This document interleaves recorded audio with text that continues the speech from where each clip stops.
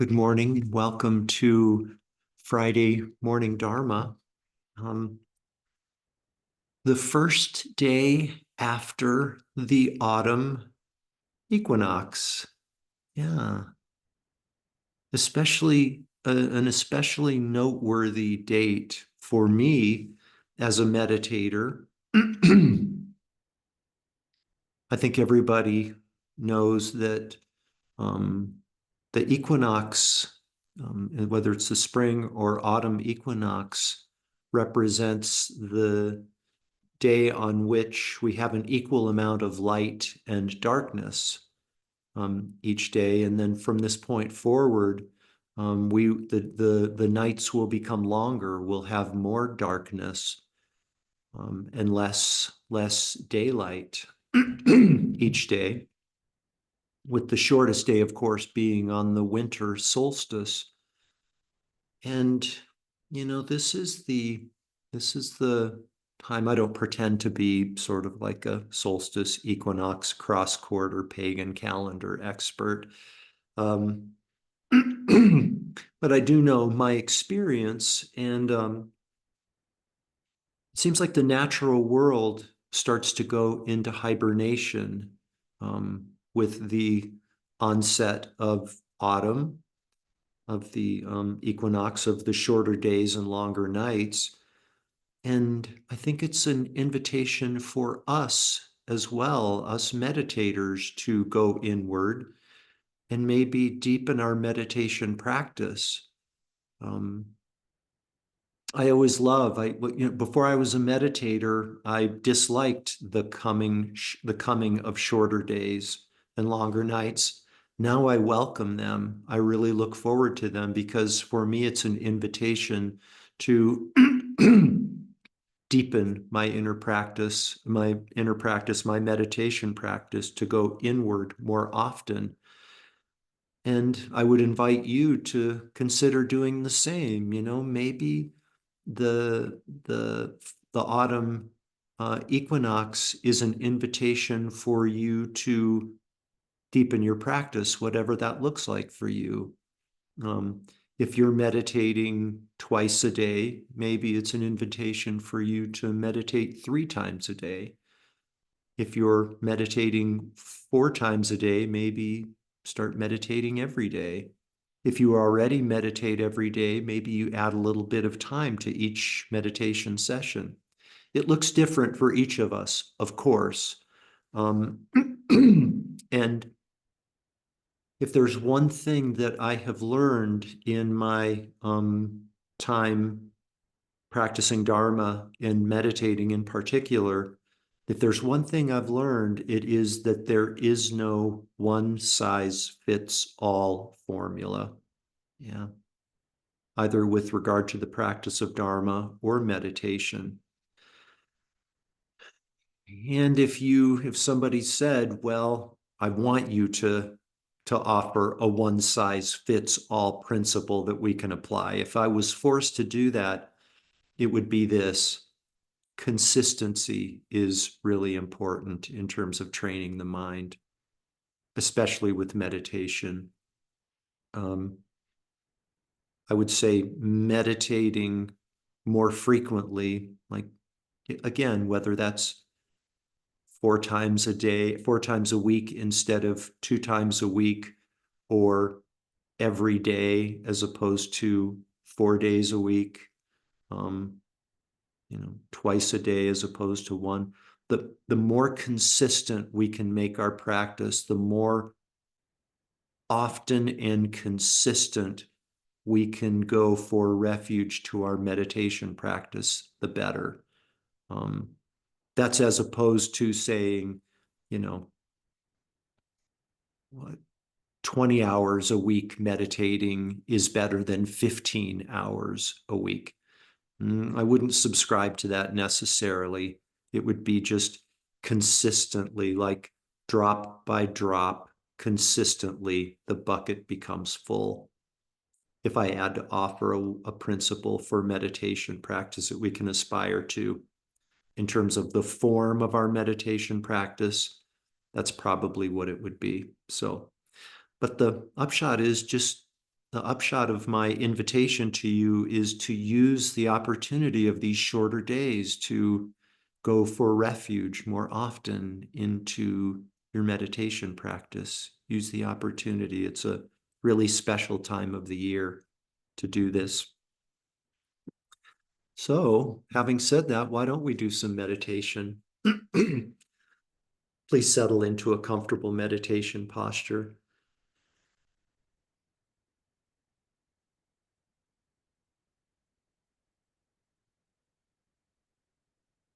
Take care to ensure that your spine is straight and relaxed.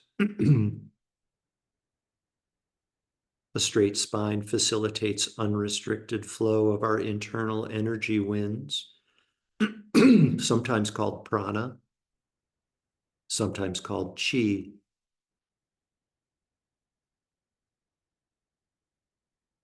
Our mouth is closed. Our jaw is relaxed. And if you haven't already done so, please go ahead and softly close your eyes.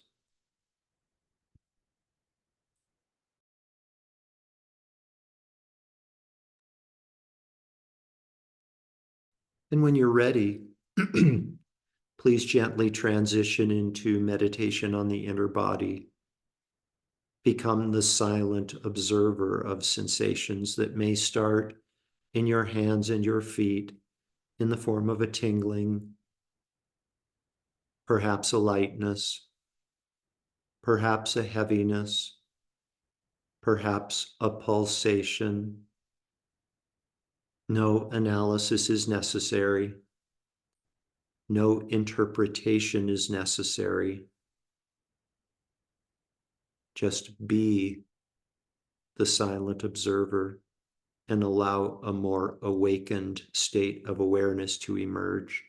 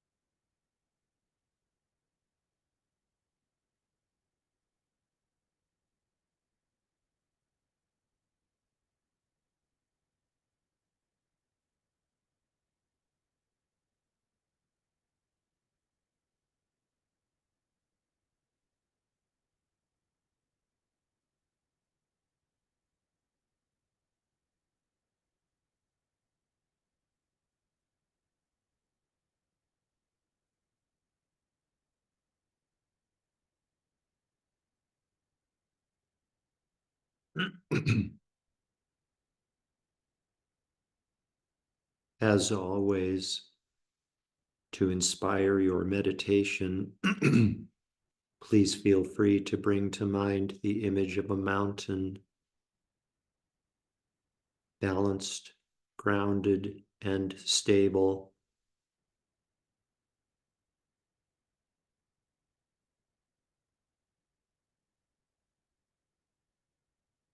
As the days become shorter, the mountain continues to observe silently. Leaves on the branches of a nearby tree may change color and then fall to the ground.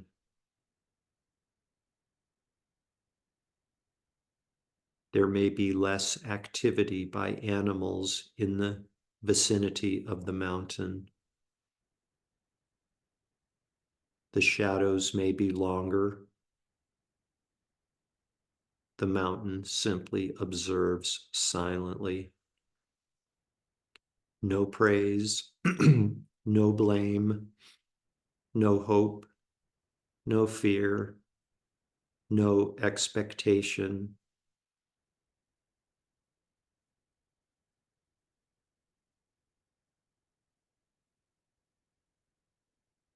Go even more deeply inward as you silently observe sensations within your own body mountain.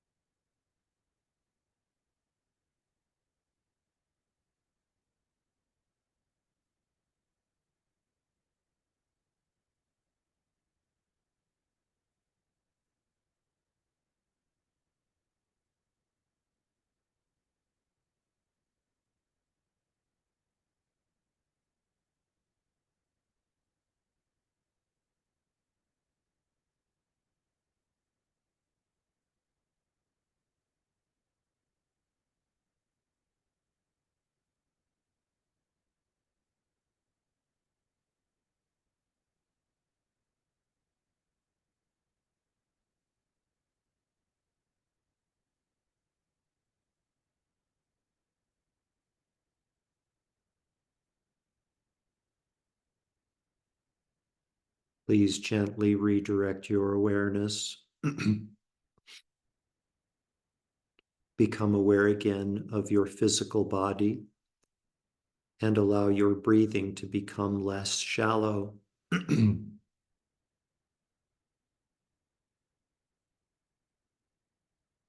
taking deeper and deeper breaths, become aware again of the garments of clothing resting on the surface of physical body.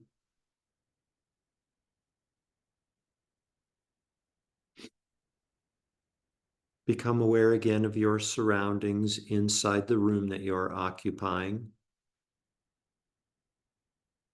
Become aware again of the ceiling above you, the floor beneath your feet, furnishings, and so forth.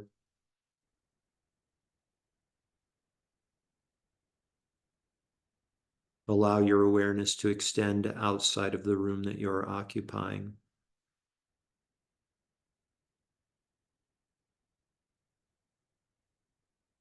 We dedicate all of the merit, all of the merit from this morning's meditation to world peace. May all beings, without exception, soon come to enjoy a state of complete, perfect fearlessness. May all beings, without exception, be completely free from all forms of suffering. May all beings, without exception, be happy, peaceful, contented, and free.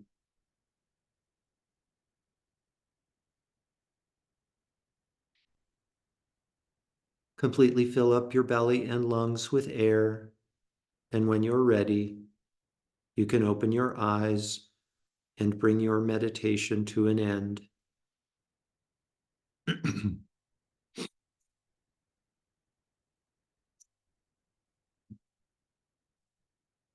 Excuse me, you guys, I need to grab a tissue. I'll be right back.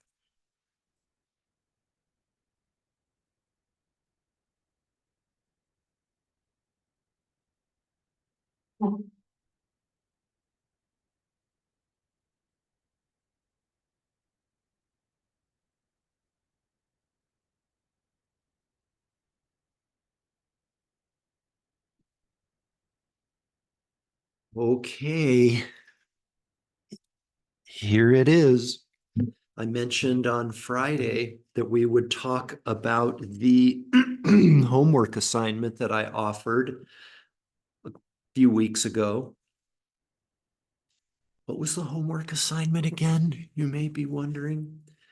Remember, for those of you who were at that class or watched the YouTube recording, I told you about, so we, at the Aldo Leopold Middle School, I lead a meditation. I lead meditation for the middle schoolers, and I start and end each meditation session with the ringing of the bell. Yep.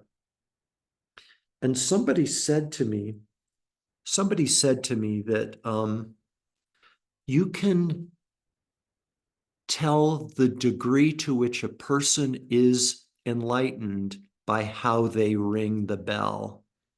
Yeah.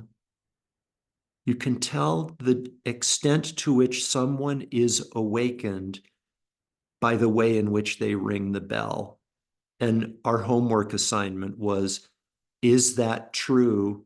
Why or why not? So, any of you brave souls, please feel free to unmute yourself and offer your thoughts on this question.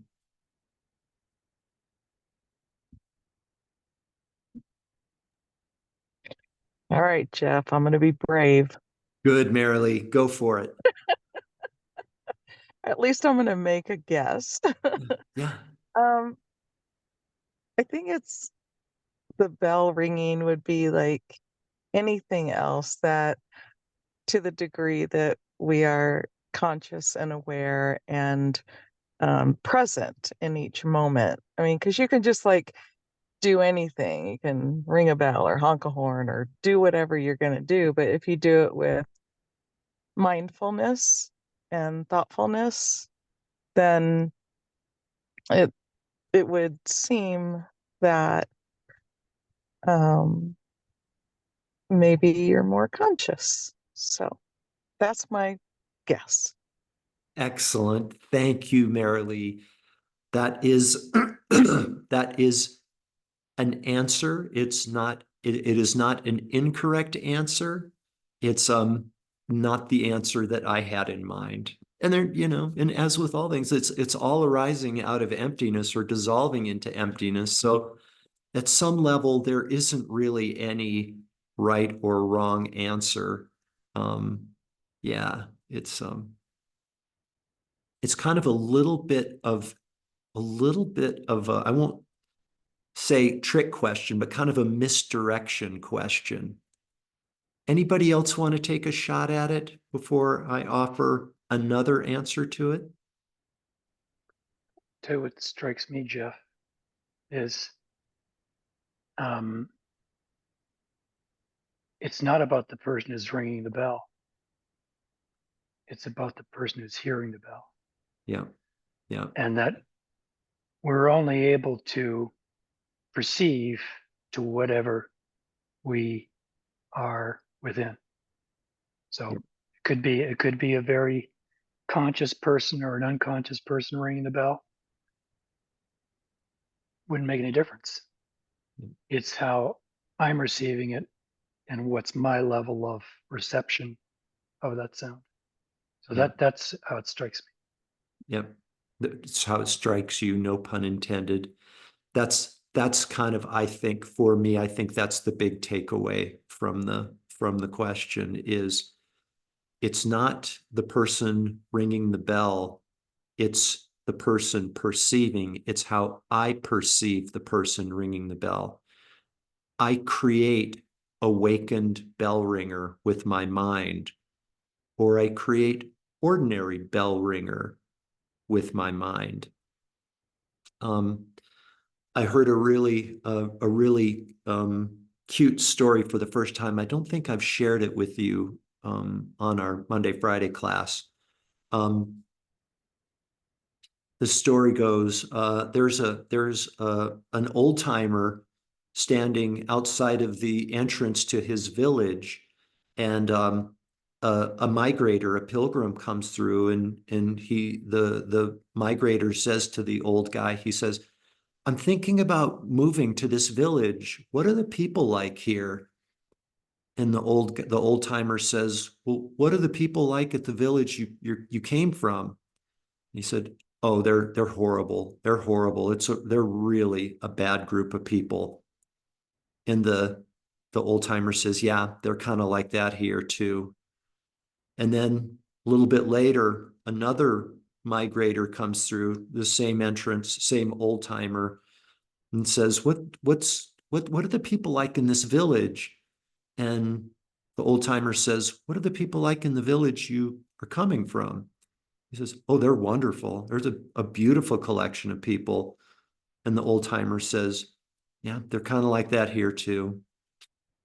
So sort of as with all things, it's a projection of our mind. We create the world with our mind. And this question is really, really important because it speaks, you guys, it speaks to the foundation of the samsara that we are experiencing. I mean, at the end of the day, samsara, all the appearances and perceptions, all of the samsara, all of the experiences and conceptions of a deluded mind, and kind of the foundation of that samsaric view is that there is an objective reality out there that is informing my experience, right? There's an objective reality out there that is forming or creating my experience when it's exactly the opposite. There is no objective reality. I create it with my mind. And the bell ringing question, I think, points to that in a very effective way. So thank you for playing with that idea. I've really enjoyed it, talked with a lot of people about it, and I hope it was a beneficial exercise for you guys. Have a wonderful day. Happy equinox, and I hope to see you on Friday. Thank you, Jeff. Thank you. Thanks, Jeff. Happy equinox. Thanks so much, Yes, everybody. happy Bye-bye. equinox. Thank you.